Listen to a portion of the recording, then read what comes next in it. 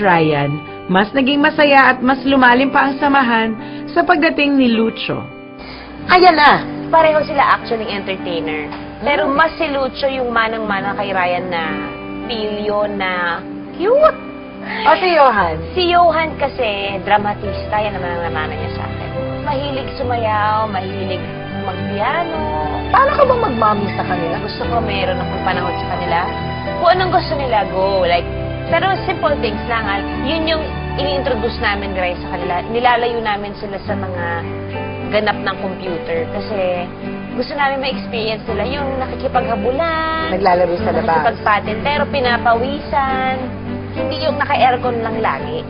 Ay, sobra namang hands-on ito. Diyos ko, dahil hindi ito maski puyat sa umaga, gigisingin. Para ipaghanda ng pagkain si Johan, ipaghanda ng pagkain si Lucho, at yung asawang aalis sa trabaho. Maalaga siya, definitely. Although her schedule has been pretty packed lately, ano pa rin, hindi pa rin kami nakakalimutan. Masarap pa rin ang baong ko eh. Everyday, nakasingit pala siya na bumisita sa bahay at alagaan yung kids for even for a few hours. Yung sa isang buong linggo na busy siya, isa o dalawang araw itatabi niya talaga para sa kids. So I'm very happy with that. Pero ang isang hamon na hinaharap ni Juday at Ryan, ang mapanatiling maganda ang samahan at walang selosan na mamagitan kina Johan at Lucho. Nagsaselos pa siya? Oo. Yeah. Binigyan namin siya ng assignment before. Si Ryan ang nakaisip na, if you get jealous, you tap daddy and you let us know that you're jealous already. Pero kumusta silang dalawa ni Lucho? Ay, ngayon, super close talaga sila. Si Lucho kasi ang clingy sa ate niya. Ang nakakatawa dito kay Lucho, ang tawag niya sa ate niya, tita. So, takang-taka kami, paano naman narinig nitong batang? Bakit tita? Talaga kahit anong sabihin namin, she is ate. Tita. Natutulog ba sila sa kwarto niyo? Malalaman mo pagtulog sila sa kwarto namin kasi kinabukasan masakit yung mga buto namin mag-asawa. Andun sila talaga? Oo, may paa sa mukha ko, may binti sa leg, yung sa tiyan ko, yung hindi komportable. Pero alam mo yung gigising kang nakangiti kasi si Johan gusto niya din na natutulog sa kwarto namin nang kasama si Lucho.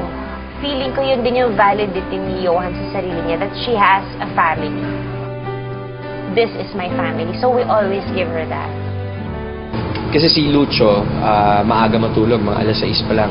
So basically yung 6 in the evening till bago matulog si Johan ng mga 8, 8:30, that's Johan's time. We usually either take her to a movie or kung school day naman, naglalaro lang kami sa bahay na siya lang ang kalaro namin. On weekends also, meron siya kasing voice lessons on weekends eh. So while she's in her voice lessons, doon naman kami ilalabas namin si Lucho. Meron din sabay sila, meron din quality time para sa bunso, may quality time din para sa panganay. Do you and Ryan still have plans na pangatlo? Pinag-uusapan namin, okay, ayoko nang mabuntis ng 36. Mahihirapan na siguro ako ng part na yan, di ba? 34 na ako ngayon eh. Dapat soon. Sana soon. Kung mangyari, mangyari. O, di ba? Oh. Congratulations! Congratulations! Bago ko pa simulan tong Munting Lihim, kinakabahan ako talaga. First, Cinemalaya entry ko siya. Okay. So, alam mo yun, yung meron akong conscious effort na pag-iisip na, oh my God, lahat ng tao may masasabi sa gagawin ko. Did you expect to win an award for two No! categories? Hindi talaga. Kaya nung tinext sa akin na Direct Joey yun, na parang napuno yung bahay ko ng sigaw. Yung pagiging best actress and best supporting actress na ngayon lang nangyari sa tanang buhay ko. Sabi ko, naku, thank you Lord for allowing me to do this project. You're successful sa career mo. You are successful with your family. Nasabi nila, hindi daw, pag-artista ka, mahirap daw yun. It's always just career or love. Hindi pwede pagsabayin. Paano na nagagawang pagsabayin ang career? Well, it's not naman always, hindi naman to palaging daan ng payapa. So it's not a bed of roses, really. For me, up until now, it's a work in progress. Kami naman ni Rai, mas okay kami ng pinag-uusapan namin na ayusin natin tong dalawa, tsaka natin i-consider yung mga bata. Kasi mas naniniwala, yung mga bata kasi kailangan andyan lang sila. eh. Kailangan yung core ang matibay. Yung sweetness, yung pagiging romantic sa isa't isa, yung pagiging magkaibigan namin, palagi namin binabalik sa square one. Gusto ko pag uuwi ka, uuwi ako, labing-labing na lang tayo kasi recharger kita eh. Ikaw ang baterya ko eh.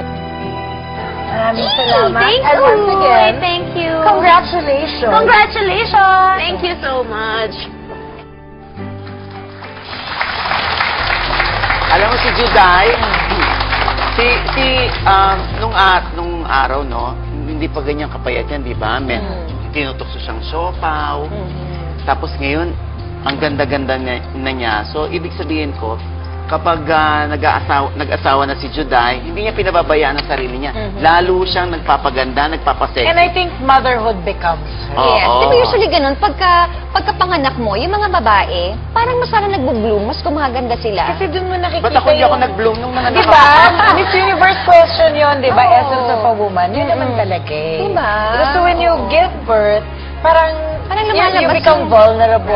Right, oo. You change, you morph, you transform. At saka you can really see that she's so happy with her Oo. life. Yung talagang sino ba naman hindi? Diba, napakaganda ng takbo ng career niya, yung pamilya niya, yung dalawang anak niya. Yung Oo. simple lang sila. Kasi nakita ko si Juday nung siguro mga few weeks ago sa isang restaurant. Makikita mo talaga na napakasimpleng pamilya. Walang makeup, happy family sila, bit-bit na si Lucho. Maganda naman talaga si Juday At nang walang makeup. Yes, ang ganda ng walang makeup. Makikita mo talaga na happy, napakasimpleng pamilya. Noong nagsushooting nga kami ng Mumunting Lihim, hindi kasi kami nagkasama sa lahat ng taping shooting days namin together. I think the longest that we ever talked was during the interview. I remember doon sa isang shooting namin, sabi nga niya, na magsa-start siya ng soap, magiging busy na siya. And she feels a little bad kasi it's time away from her children. Kasi sabi niya, kahit na maliliit pa yan, di ba sabi niya, yun yung time na talagang kailangan nila na nandun yung mga magulang May nila. cut-off, ang lola. Eh, syempre, may pamilya. Oo. Oo. Kahit ikaw din. Oo naman. Cut-off ka. Ang nanay. Nakakalimot na ng life. Pero dapat, hindi sa pinariringgan ko si Janice, ha? Bakit? Hindi. Curious lang ako, syempre sa mga babae, pag nag-aasawa ba dapat lalo ka magpaganda, lalo ka magpa-sexy? Ako.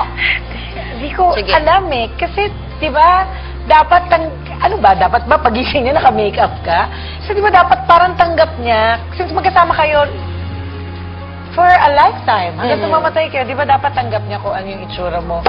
20 years after, pag maputi, di ba kaya nga kahit maputi na yung buhok mo, eh paano? Correct, oo. Mahirap. Oo, hindi ka minahal ng lalaki dahil sa katawan. Correct. At saka pala feeling ko, diba tama Ate Julius, kapag masaya ka, kapag kontento ka sa buhay mo, lumalabas na lang yan, di mo naman kailangan magpa-parlor palagi, di mo naman kailangan naka-makeup ka. Diba? Kasi lumalabas na yun eh, yung kagandahan, yung meron kang inner peace, joy, and happiness. Kasi kung katawan mo lang ang habol niya, the idea of who you were... Katawan ko lang. The idea of who you were, then ibig sabihin, wala siyang kwentang tao. Kasi ang gusto lang niya yung... Panlabas manipula. lang. Oo. It speaks so Sino much yung of the pinariringgan person. mo? No, wala ako. Pinariringgan na wala ko.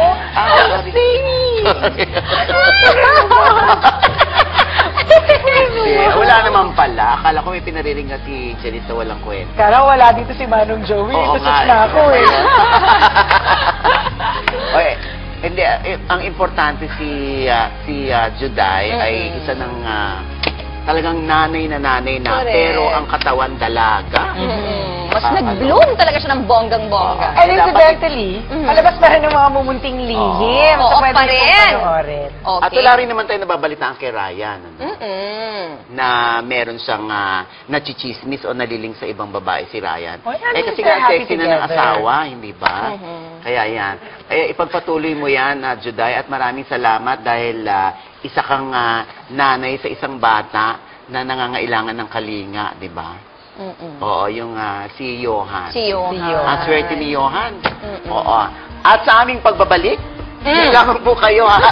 At marami pa ho sa pagbabalik lang ng Showbiz Inside Report!